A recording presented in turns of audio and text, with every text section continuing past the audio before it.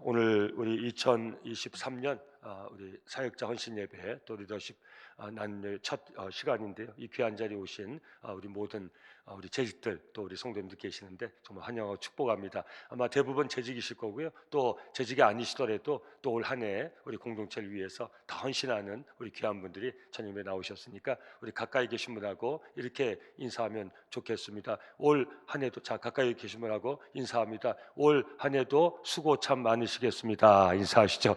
올 한 해도 수고 참 많으시겠습니다. 예. 자, 한 번 더 인사합니다. 올 한 해 함께 합시다. 함께 합시다. 예, 우리 함께 우리 잘 섬겨 봅시다. 감사합니다. 정말 우리 남성교회 하나님이 세우신 귀한 분들 우리 한 자리에 이렇게 여러 가지 사실은 송구영신 예배하고 신년 첫 주일 예배가 겹쳐 있어서 여러 가지 육신적으로 피곤함이 많이 있겠고요.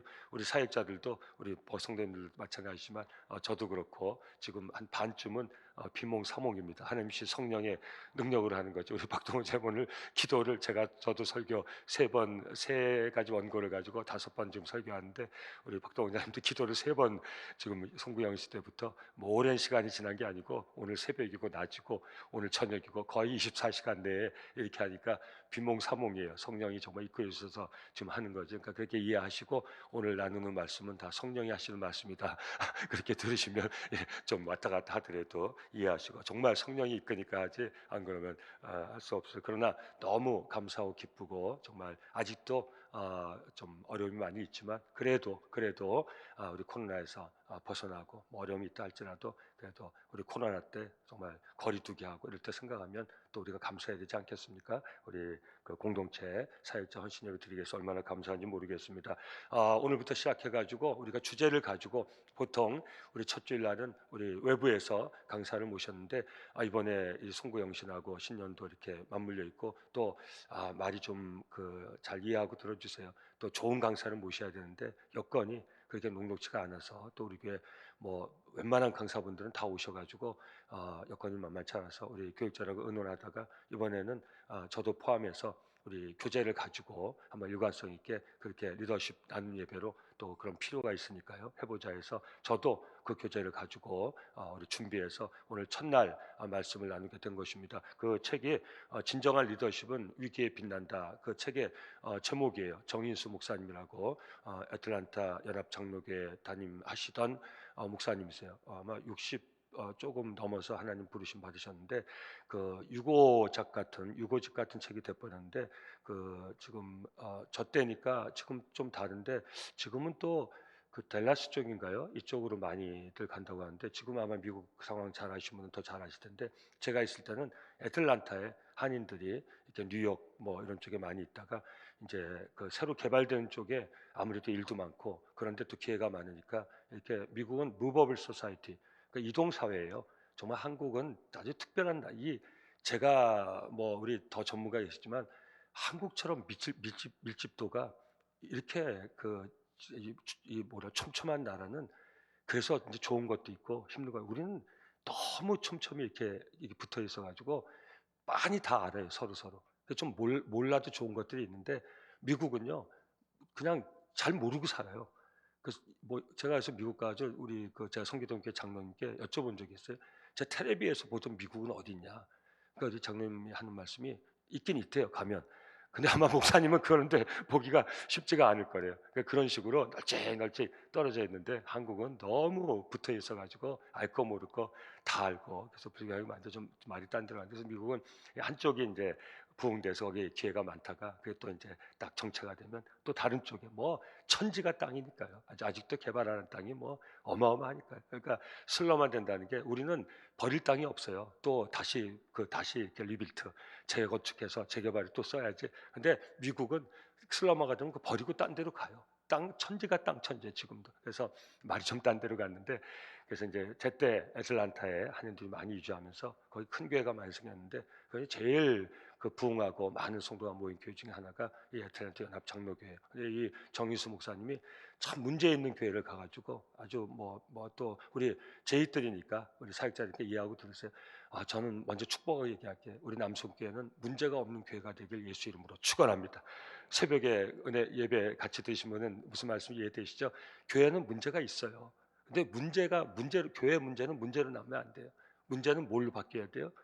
빨리 과제로 전환돼야 돼요. 우리 교회는 문제가 있어서는 안 돼요. 문제는 과제로. 과제가 뭐예요? 감당해야 되는 게 과제예요. 문제로 남으면 그건 문제예요. 근데 문제가 과제로 여러분 우리 인생사에 문제 없으세요?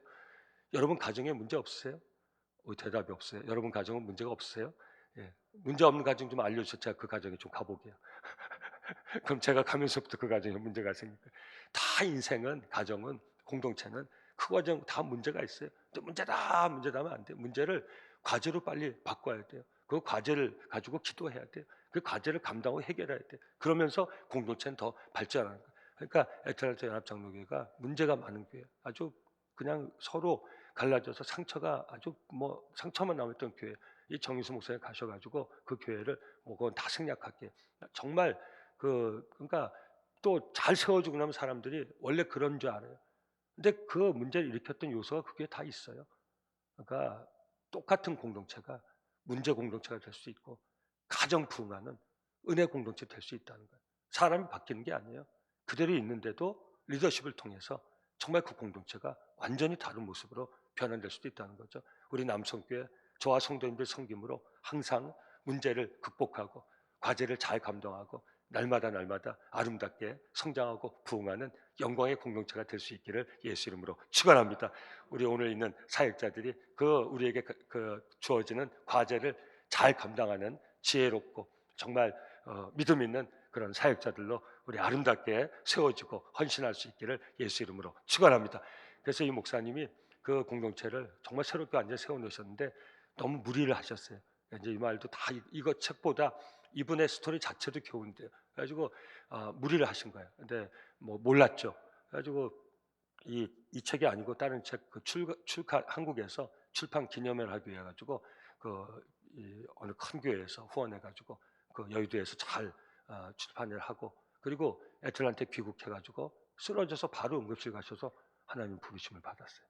너무 안타깝게 그것도 60 갓 되셨을 때 제가 알기로는 너무너무 그때 애틀랜타 그 교회에 큰 충격이었고 우리 그 한인 이민 사회도 큰 충격이었어요. 근데 저는 이제 그 배경을 아는데 저는 이제 같은 어떤 그 선교 후원 모임에서 한번 뵌 적이 있는데 개인 교제는 한 적은 없어요. 그래서 제가 잘 알고 있는데 우리 최영민 목사님이 작년 교육 담당하시는데 그 교제를 구해서 아까 드린 말씀입니다. 우리 한번 리더십 우리 나눔 예배 드리자 해서 교제를 구했는데 어떻게 성령이 감동하시면 이 책을 구해 오셨어요. 그래서 제가 그 생각도 나고 그러니까 무슨 말씀이냐면 이 책은 그냥 쓰여진 책이 아니에요. 그냥 머리에서 나온 이론으로 쓰여진 책이 아니에요. 그 문제 있던 교회를 완전히 뒤바꿔서 새롭게 세워서 한번 알아보시면 지금 뭐 헛말할 수가 없어요. 애틀랜타 연합장 제가 혹시 영어 번역할 때 조금 뭐 교회 이름이 조금 달라질 수는 있어요. 근데 애틀랜타는 PCUS 그 교회는 하나밖에 없어요. 제일 큰 교회예요. 거기 그 교회를 세운 목사님이 쓰신 책이기 때문에 이건 실제 본인의 목회 현장에서 체득한 그 체험을 가지고 받은 은혜를 가지고 쓴 책이기 때문에 우리에게 반드시 유익이 있을 거예요. 이 책 제목이 바로 진정한 리더십은 위기에 빛난다. 그리고 부제는 뭐냐면 위기가 아무리 커도 하나님보다 크지는 않다. 할렐루야. 예, 위기가 아무리 커도 하나님보다는 크지 않다. 그런 부제를 가지고 쓰여진 책이 이 책입니다. 그래서 오늘 저는 서론적인 말씀 좀 드리려고 하는데요. 위기부터 좀 얘기를 하려고 합니다. 위기 제가 낮에도 말씀드리고 어떻게 송고영수도 말씀드렸는데 요즘 모든 세계가 그렇게 얘기합니다. perma crisis 뭐 어려운 거 아니에요. permanent이 영원한 영속하는 crisis는 위기예요. 그걸 조합해 가지고 이 단어를 perma crisis.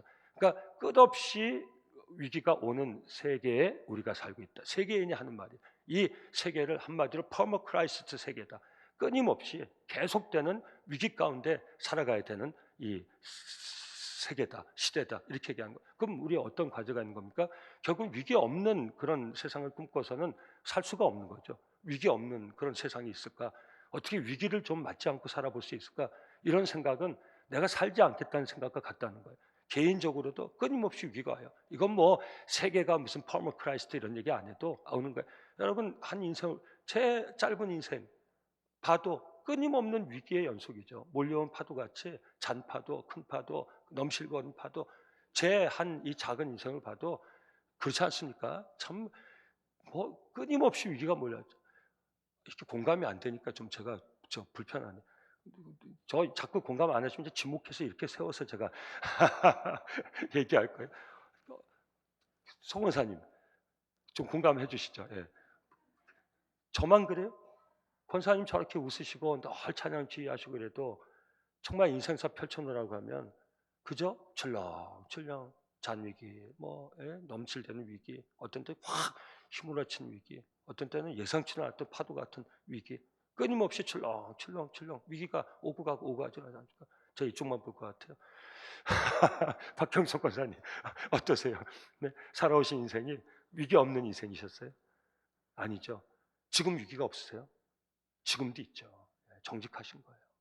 이전의 위기에 비하면 아무것도 아니기 때문에 이건 위기도 아니다 그랬었지, 사실은 어떤 분에게는 그것이 인생에 처음 맞는 가장 큰 위기일 수도 있어요. 계속 위기는 몰려오는 거예요. 우리에게 중요한 것은 무엇입니까?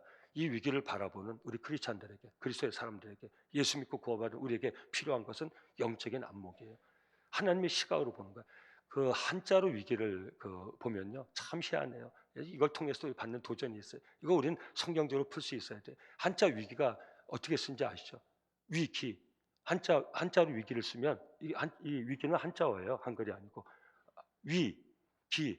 한자로 쓰면 위기예요. 위가 무슨 위자인지 아세요?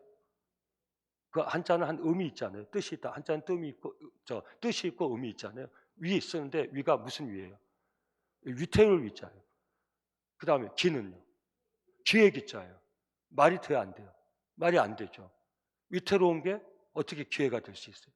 근데 한자로 보면요 위기가 이렇게 붙어 있어요. 무슨 말이에요? 위기에 기회가 있다는 거예요. 근데 이건 한자를 통해서 우리가 받는 건데요, 하나님이 우리에게 주신 안목이 이 안목이에요. 무슨 말씀이에요? 그래서 위기에 기회가 있으니까 일부러 위기를 우리가 맞아야 돼, 그 말이 아니고요. 위기는 인생과 끝없이 함께하는 게 위기예요. 그 끝없이 함께하는 위기를 우리는 저항하거나 그 위기 앞에서 원망을 불평하거나 그 위기 때문에 눌려버리면 안 된다는 거예요.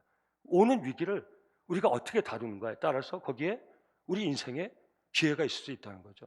그 미국 저명한 정신과 의사 모건 스콧 팩이라는 분이 있습니다. 뭐 이름 자체가 중요한 건 아니고요. 자막 만들어놨는데 자막 있을까? 있으면 띄워주시고 없으면 제가 읽어드리겠습니다. 이렇게 얘기합니다. 위기에 직면할 때에 없던 용기와 지혜가 생기며 이때 인간은 영적 정신적으로 성장한다. 위기 앞에서 내가 잘못하거나 부족해서 자신의 마음이 약하고 힘든 것이 아니라는 것을 알아야 된다. 믿음의 용기를 내야 된다. 용기란 위기에도 불구하고 또 고통을 무릅쓰고 앞으로 나가는 능력이다.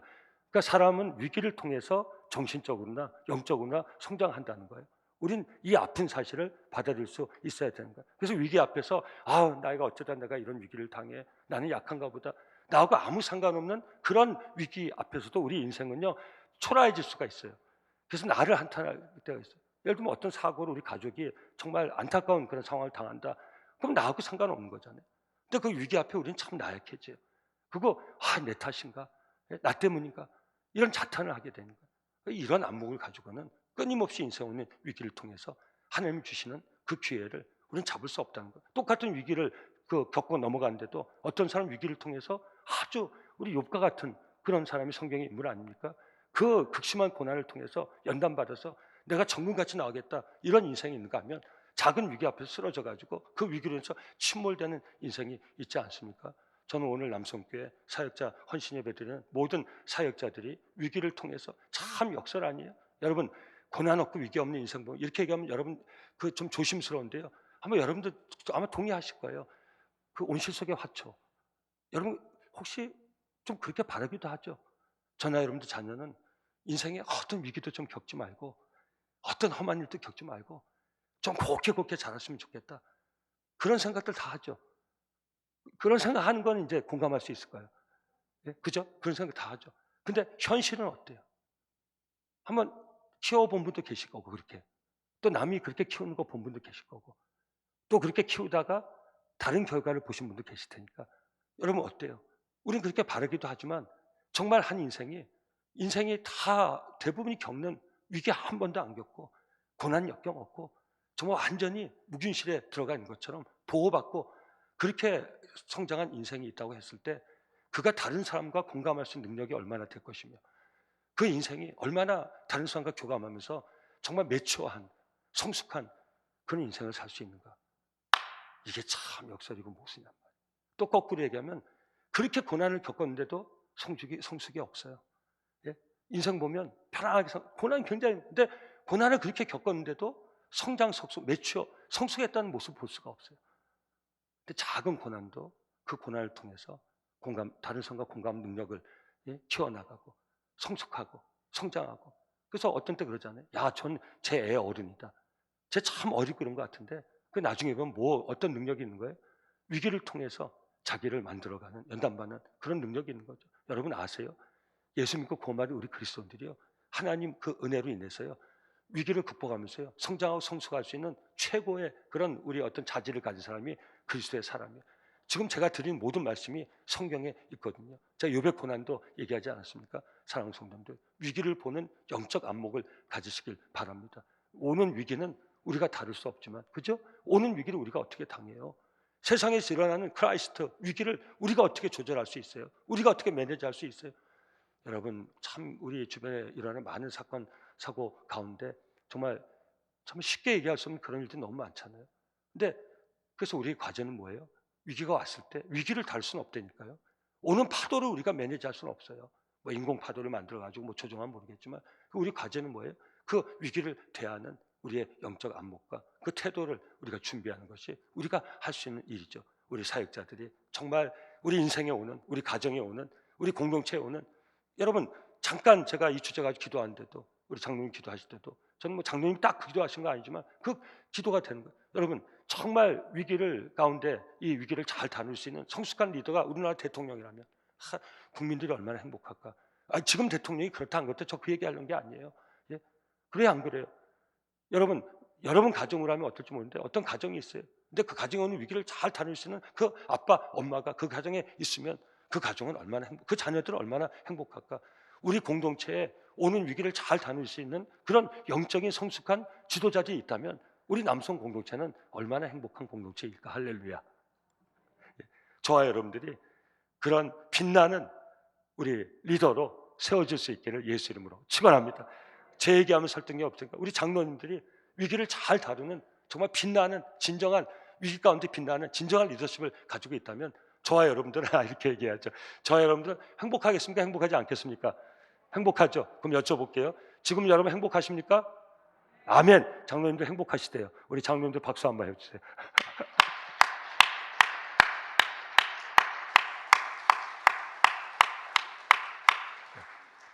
필요해요. 제가 절을 하려다가 절을 하면 쑥스럽기도 하고 설득력이 없으니까 제가 우리 장로님들 한 거예요. 여러분 정말 우린 이런 리더십이 세워질 수 있도록, 또 앞에서 섬기는 위해서 우리 격려해주고 이런 게 필요한 거예요. 그래서 우리 리더십, 우리 빛나는 리더십은 위기에 대한 영적 안목을 갖는 것이 이 빛나는 리더십의 주체가 될 수 있다는 거 우리 알 수 있어야 돼요. 그 다음에 중요한 게 무엇입니까? 이 위기에 반응하는 태도인 것이. 우리 하나님의 안목을 가지고 이 위기에 잘 반응할 수 있어야 돼요.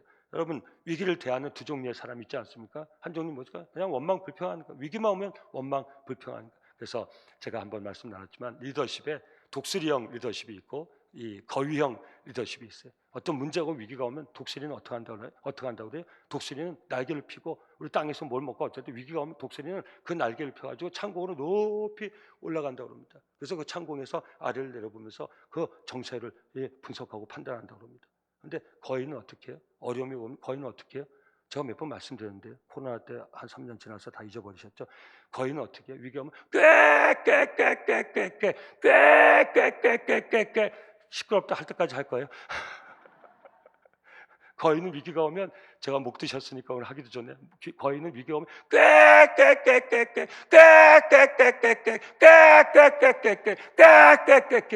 사랑하는 성도님들, 우리는 독수리 같은 리더십을 가져야 돼요.